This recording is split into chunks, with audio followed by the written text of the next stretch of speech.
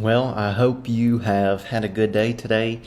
It's been hot. It's been hot the last couple of weeks, so I hope you're staying cool. I hope everybody is well. I know we have several people that we need to be thinking about that are sick or in the hospital, and we certainly want to remember those. We want them to know that we love them and that we are thinking of them. But let's pray. Let's pray for those individuals. If you are sick or hurting and we don't know about it, please let us know. We want to pray for you, and if we can do anything at all for you, we just ask that you would ask us. I don't think there's any announcements, so we'll go ahead and jump into what we're going to study tonight. We are in Ecclesiastes chapter 7. Now, Ecclesiastes chapter 7 is probably one of the more intense chapters of the book, but it's also probably one of the most scattered chapters in the book as far as trying to figure out and determine how does this thought relate to this, how does this thought relate to what Kohelet has said previously. It's kind of hard to follow, but I think we'll enjoy looking at it. So if you haven't read Ecclesiastes chapter 7, let's say probably pause the video, go read that. Maybe try to think about what you think Kohelet is actually saying. Maybe try to compare some things to what he has said previously in the book. And then, that'd probably be a good time to unpause the video and we'll jump into a discussion. So Ecclesiastes chapter 7, let's look at verse 1.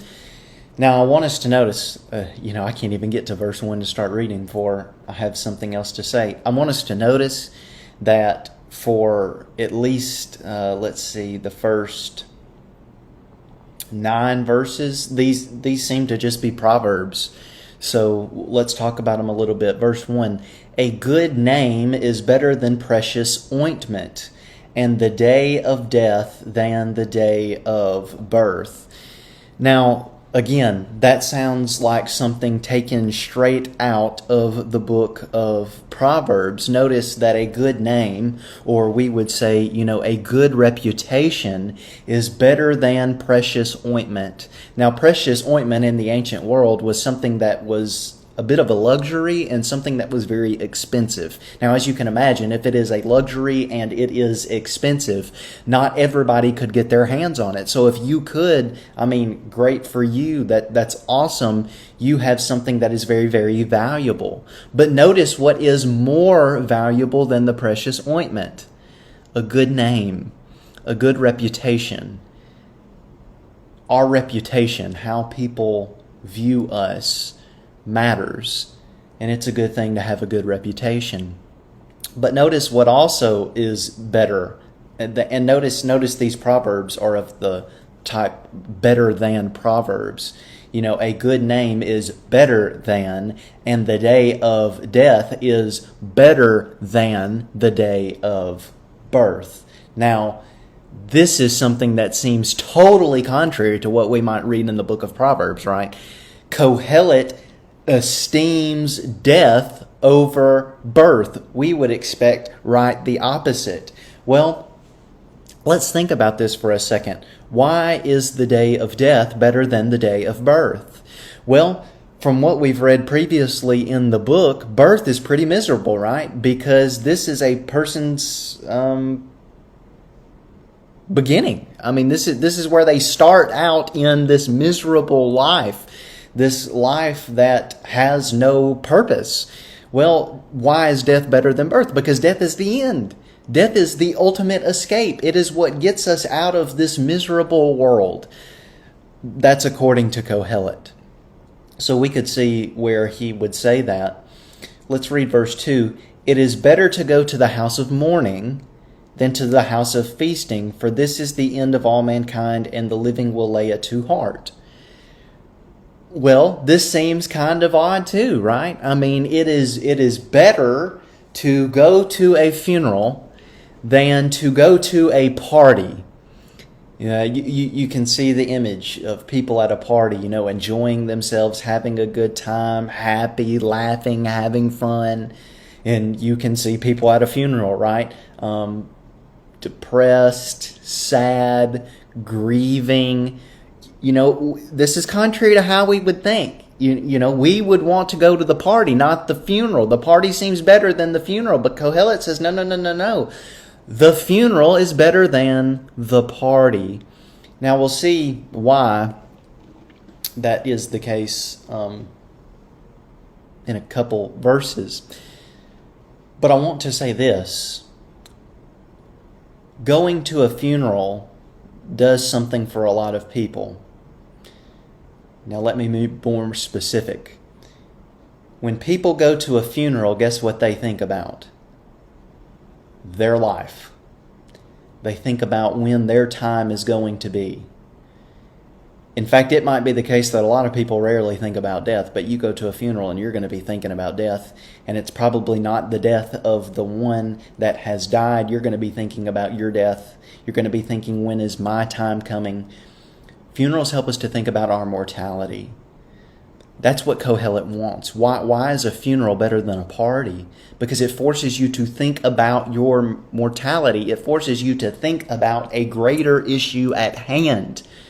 The people partying, the people living it up, the people that just think they're happy, that's all a facade. It's not real. They're trying to avoid the real problems of life, and they just can't do it. Again, we'll see a little more of that in a little while. Sorrow, verse 3, is better than laughter, and by sadness of face the heart is made glad. Now, the word here that's translated sorrow is actually anger. Okay, so anger is better than laughter. Okay, why? Why is anger better than laughter? Well, because it seems that anger reflects reality. According to Kohelet, you shouldn't be laughing. You should be angry.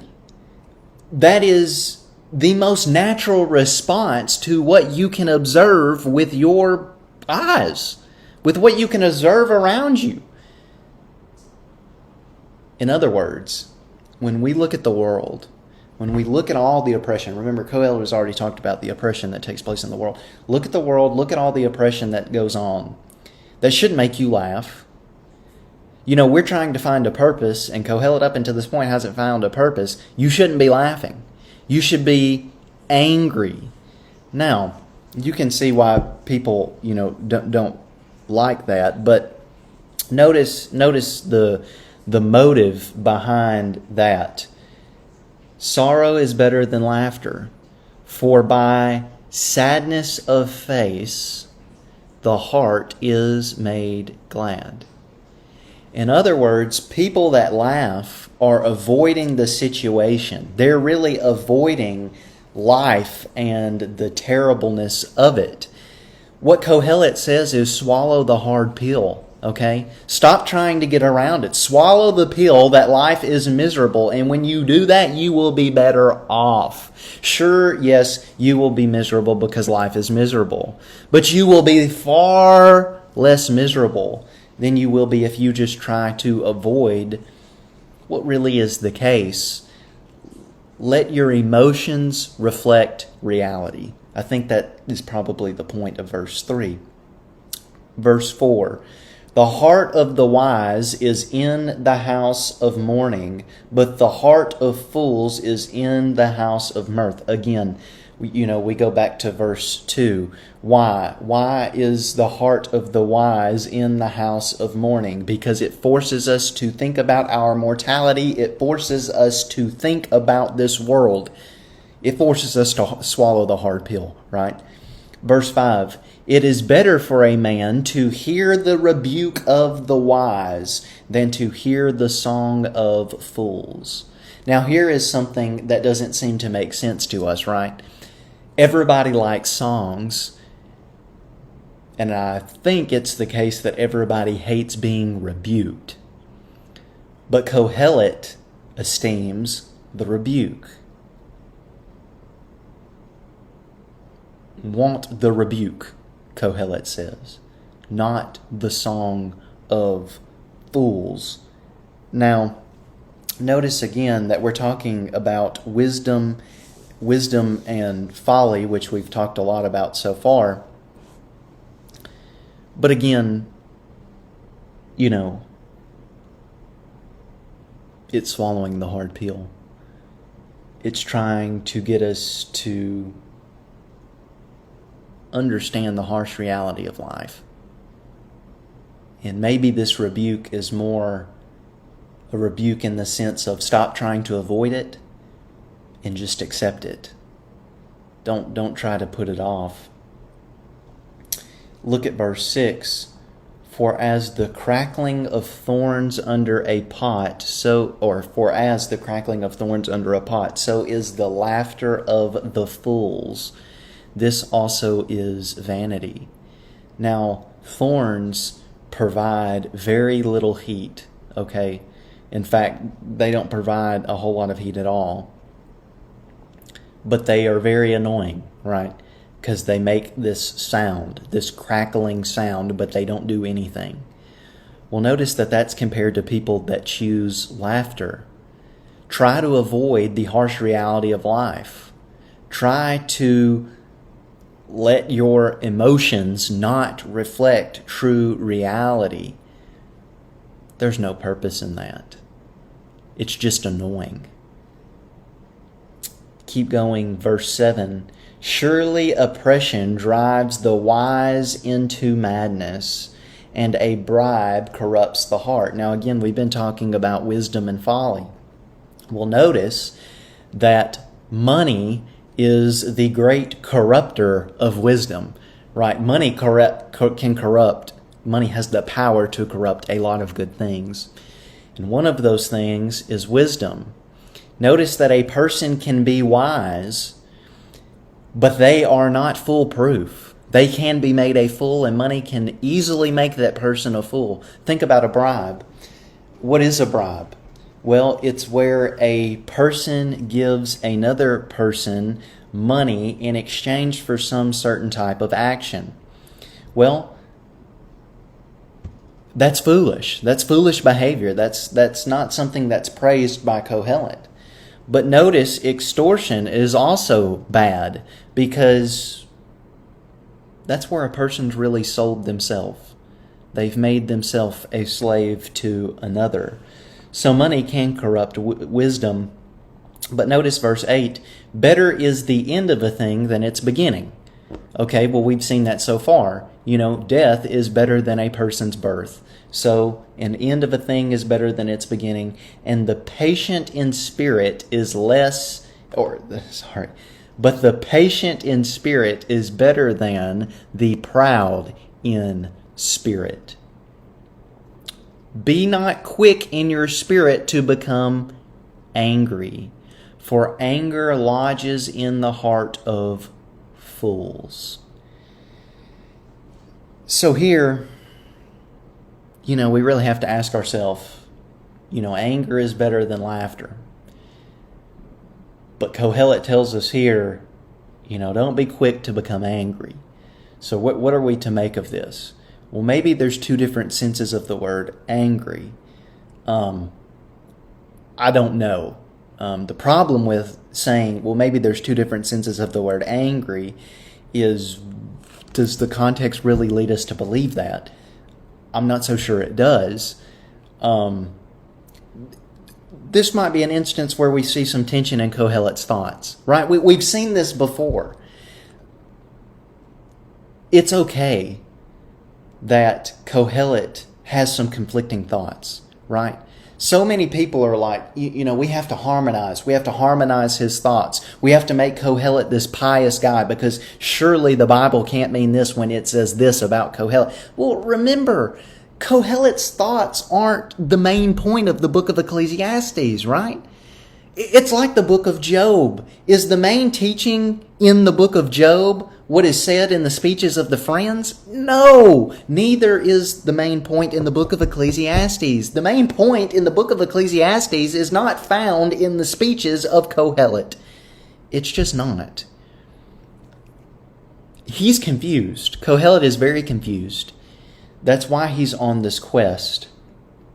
So, again, Better is the end of a thing than its beginning, and the patient in spirit is better than the proud in spirit. Well, why is that? Well, you can see that a proud person thinks that they somehow can predict the outcome of something. Guess what? Nobody can truly predict the outcome of something until the outcome has happened. The patient knows that. They wait for the outcome. The proud thinks that they can predict and somehow influence the outcome. Be not angry in your spirit, or be not quick in your spirit to become angry. Well, you could see how a proud person that thinks that they can somehow predict the outcome would become angry when the outcome doesn't align with what they have predicted. For anger lodges in the heart of fools. So people that are proud in spirit are compared here to fools, especially if they become angry. I guess I should have clarified that. Verse 10. Say not, why were the former days better than these? For it is not from wisdom that you ask this. Okay, Kohelet quotes a question that was asked in his days. Why were the former days better than these? This is a question that we ask in the modern period, right? This is you talk to an older person, maybe, these are the good old days. As humans, we have a tendency to idealize the past, but let me tell you something. The past had its bad parts too. We think that we live in a bad time right now. Let me tell you, it's been bad before. Now, the reason Kohelet says, for it is not from wisdom that you ask this, in other words, this is a bad thing to say, don't say this, is because this shows that humans don't have an accurate view of history. Now, what is Kohelet's view of history? We'll go back to chapter 1. What has happened, what happens now has happened before, namely in the past, and what will happen in the future, right? Nothing is new under the sun. So you can't really ask this question without being a fool, according to Kohelet's way of thinking. Wisdom is good with an inheritance, an advantage to those who see the sun. Now let's ask ourselves this question. Who are the people that see the sun? These are the living, right? The people that see the sun are the living. This would not refer to the dead. So people that are alive, have an advantage if they have wisdom, but not only that, they have wisdom with an inheritance. Now, what is an inheritance? Well, we know what that is, right? That's money or valuable possessions given to a person. Well, wisdom apparently is good with money. Well, we can kind of see instances where that would be the case, right? Give a fool an inheritance, and that's usually not a good combination because they won't have an inheritance for long. But give a wise person an inheritance, and they'll know what to do with the money. We don't have time to finish the rest of chapter 7, so we'll finish the rest of chapter 7 next week, Lord willing. I can't wait to see everybody Sunday. I hope you're doing well. God bless.